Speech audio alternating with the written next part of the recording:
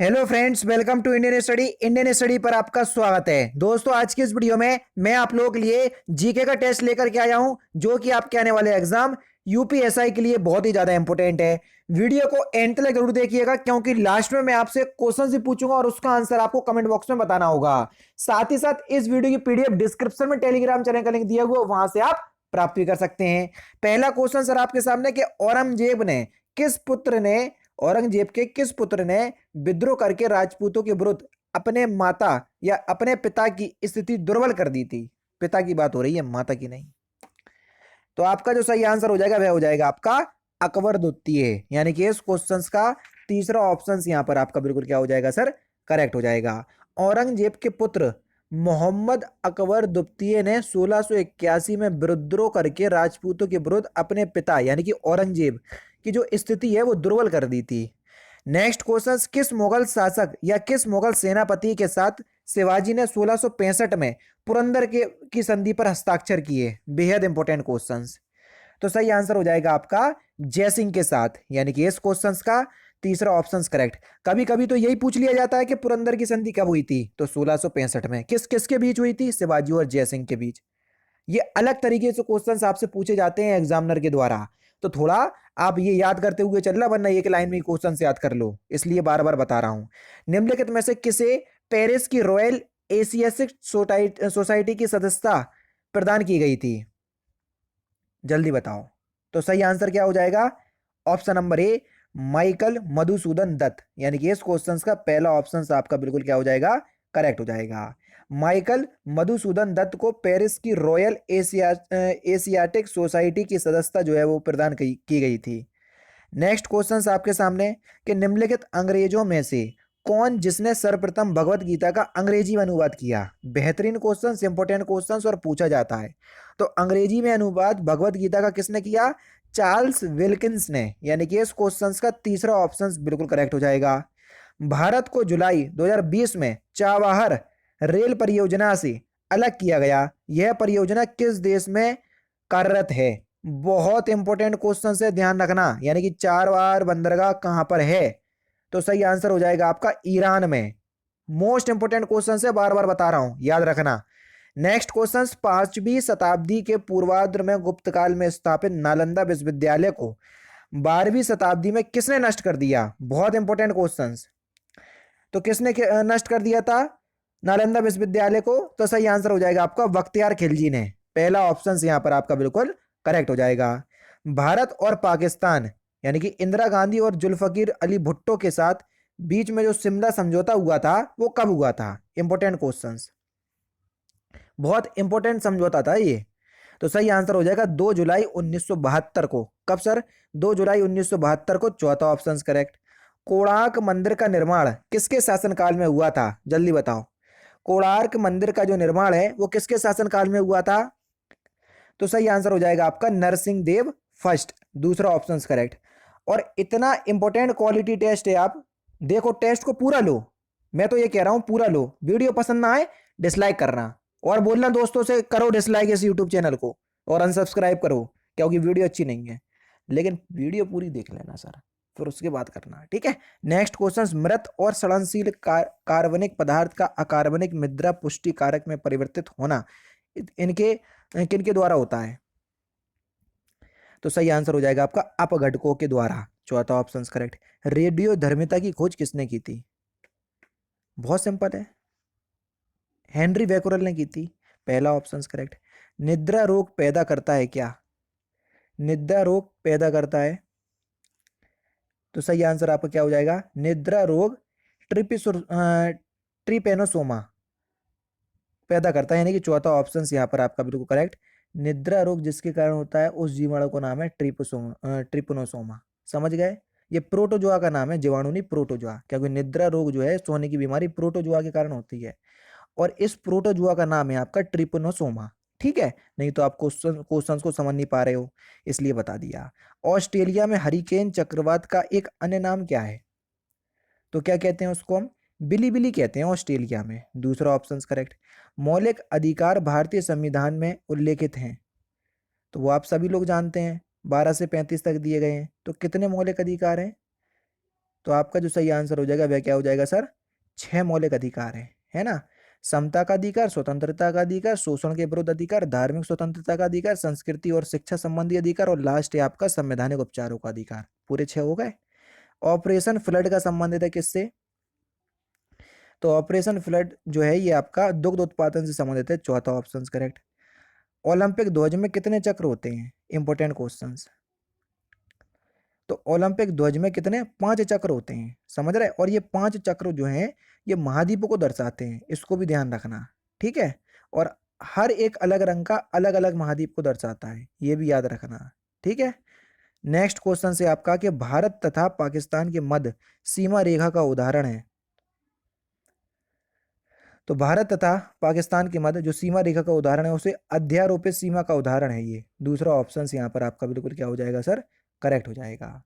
Next question, भूतापीय ऊर्जा पर आधारित मणिकर विद्युत संयंत्र किस राज्य में स्थित है? तो किस राज्य में स्थित है? हिमाचल प्रदेश में। दूसरा ऑप्शन करेक्ट। इनमें से किसने द्वितीय गोलमेज सम्मेलन में भाग नहीं लिया था? ध्यान रखना। तो किसने नहीं लिया था? जवाहरलाल नेहरू ने। दूसरा ऑप्शन यहाँ पर आपका बिल्कुल क्या हो जाएगा सर? करेक्ट हो जाएगा। लॉर्ड डफरिन के वायसराय काल की एक महत्वपूर्ण घटना क्या थी? लॉर्ड डफरिन, इनका जो कार्यकाल था वो 1884 से 1888, हाँ ठीक है, इसी के बीच थी। और 1885 में क्या हुआ था? भारतीय राष्ट्रीय कांग्रेस की स्थापना। समझ गए? वहीं से मुझे याद है इसलिए मैंने बता दिया। इंटरनेट की उस सेवा को जो ऑडियो एवं वीडियो वार्तालाप प्रदान करती है क्या कहते हैं? तो उस सेवा को हम वीडियो कॉन्फ्रेंस बोलते हैं। तीसरा ऑप्शन करेक्ट। स्ट्रोम्बली क्या है? एक स्ट्रोम्बली जो है वो क्या है? तो स्ट्रोम्बली सर जो है वो एक ज्वालामुखी है, यानी कि इस क्वेश्चन का कौन सा, और वो भी कौन सा ज्वालामुखी है? जागृत ज्वालामुखी है। पहला ऑप्शन करेक्ट। तो जागृत ज्वालामुखी है स्ट्रोम्बली, ठीक है। नेक्स्ट है आपका कि निम्नलिखित में से कौन सा विकल्प केंद्रीय सतर्कता आयोग यानी कि सेंट्रल विजिलेंस कमीशन सीबीसी के बारे में सच नहीं है, गलत है, वो बताना है जो सच नहीं है। सीबीसी जो है भारत में शीर्ष जांच एजेंसी है, नहीं, सबसे शीर्ष स्तर की ये जांच एजेंसी नहीं है सीबीसी, ठीक है। दूसरा ऑप्शन जो है वो आपका बिल्कुल क्या हो जाएगा? करेक्ट हो जाएगा। केंद्र और राज्य के बीच प्रशासनिक संबंधों के बारे में निम्नलिखित में से कौन सा कथन जो है वो सही है, ये आपको बताना है। अनुच्छेद 256 बताता है कि प्रत्येक राज्य की कार्यकारी शक्ति का प्रयोग इस प्रकार किया जाएगा कि संसद द्वारा बनाए गए नियमों का अनुपालन सुनिश्चित करे। बिल्कुल ठीक है, इसी प्रकार से तो किया जाएगा, संसद के विपरीत थोड़ी ना जा सकता। और संविधान के अनुच्छेद 257 में यह प्रावधान है कि प्रत्येक राज्य की कार्यकारी शक्ति का प्रयोग इस प्रकार से किया जाएगा ताकि वह संघ की कार्यकारी शक्ति के अमल में बाधा या प्रतिकूल प्रभाव ना डाले। बिल्कुल ठीक, दोनों ही जो है वो आपके बिल्कुल ठीक है, ठीक है। नेक्स्ट क्वेश्चन, निम्नलिखित में से कौन सा सूचना प्रदाता संरक्षण अधिनियम 2014 के संबंध में सही है? सतर्कता आयोग को भ्रष्टाचार के खिलाफ शिकायत में शिकायतकर्ता की पहचान बताने की जरूरत नहीं है, ये तो आपका गलत है। दूसरा है आपका कि विधेयक सार्वजनिक और निजी क्षेत्र दोनों में भ्रष्टाचार के कृत्यों से संबंधित सूचना प्रदाता की रक्षा करने से संबंधित है। बिल्कुल ठीक, दूसरा बिल्कुल ठीक है, तो केवल दूसरा ही सही है। चौथा ऑप्शन करेक्ट हो जाएगा। इनमें से कौन सा विषय राज्य सूची में नहीं आता, सॉरी राज्य सूची के अंतर्गत आता है? जल्दी बताओ कौन सा विषय राज्य सूची के अंतर्गत आता है? तो सही आंसर हो जाएगा भूमि और भवन प्रकर, यानी कि इस क्वेश्चन का तीसरा ऑप्शन करेक्ट। अनुसूचित जनजातियों के लिए लोकसभा में कितनी सीटों का आरक्षण है? अनुसूचित जनजातियों की बता रहे, बता चुका हूं, दूसरी बार हो रहा है ये क्वेश्चन रिपीट। 47, चौथा ऑप्शन करेक्ट। गंगा नदी में प्रदूषण की समस्या के समाधान के लिए कौन सी जनहित याचिका दायर की गई थी? तो सही आंसर हो गया एएमसी मेहता बनाम भारत संघ, पहला ऑप्शन करेक्ट। इनमें से कौन सा एक जीवाश्म ईंधन नहीं है? तो सही आंसर हो क्या हो जाएगा? यूरेनियम। जीवाश्म ईंधन पौधे के वे उत्पाद जो हजारों सालों से पृथ्वी के नीचे दबे हैं, जैसे पेड़ पौधे हो गए, तो उनका जीवाश्म के रूप में हम उपयोग करते हैं, समझ रहे हैं। सबके लिए सतत ऊर्जा दशक पहल है किसकी? ये किसकी पहल है? तो यह संयुक्त राष्ट्र संघ की पहल है, दूसरा ऑप्शन करेक्ट। टेहरी बांध उत्तराखंड प्रदेश में निर्माण किया गया किस नदी पर? किस नदी पर है टेहरी बांध? ये आपकी भागीरथी नदी पर है सर, दूसरा ऑप्शन करेक्ट। क्वेश्चन नंबर 71 है कि किस वैज्ञानिक ने कहा था कि पृथ्वी सूर्य के चारों ओर चक्कर लगाती है और पृथ्वी ब्रह्मांड का केंद्र नहीं है? ये किसने कहा था? चार ऑप्शंस आपके सामने है। तो ये जो है ना, ये आपका कहा था कॉपरनिकस ने, यानी कि इस क्वेश्चंस का पहला ऑप्शन करेक्ट हो जाएगा। कॉपरनिकस ने कहा था कि पृथ्वी जो है ये ब्रह्मांड का केंद्र नहीं है और पृथ्वी सूर्य के चारों ओर चक्कर लगाती है। निम्नलिखित में से कौन सा एक तारा पृथ्वी के सर्वाधिक समीप है? पृथ्वी के सर्वाधिक समीप तारा कौन सा है? तो सही आंसर हो जाएगा आपका सूर्य। ठीक है, पृथ्वी के सबसे ज्यादा नजदीक तारा है सूर्य, और सूर्य के सबसे ज्यादा नजदीक तारा है आपका प्रोक्सिमा सेंचुरी। दोनों याद रखना। नेक्स्ट क्वेश्चन, एक स्थान की जो सही अक्षांशीय अक्षांशीय स्थिति हो सकती है वह क्या है? तो सही आंसर क्या हो जाएगा? 45 डिग्री दक्षिण, यानी कि इस क्वेश्चन का चौथा ऑप्शन जो है वो आपका बिल्कुल क्या हो जाएगा सर?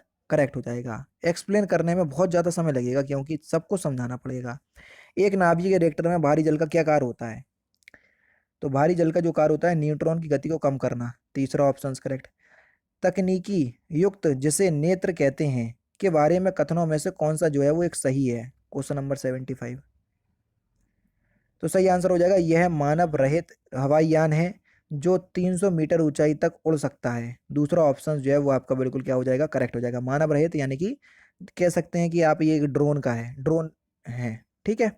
जो बिडेन अमेरिका के राष्ट्रपति बने कौन सी क्रम के? बोल तो रहा हूँ सब कुछ लेकर के आया हूँ करंट रेंट। सही आंसर हो जाएगा 46 पे नंबर के हैं ये।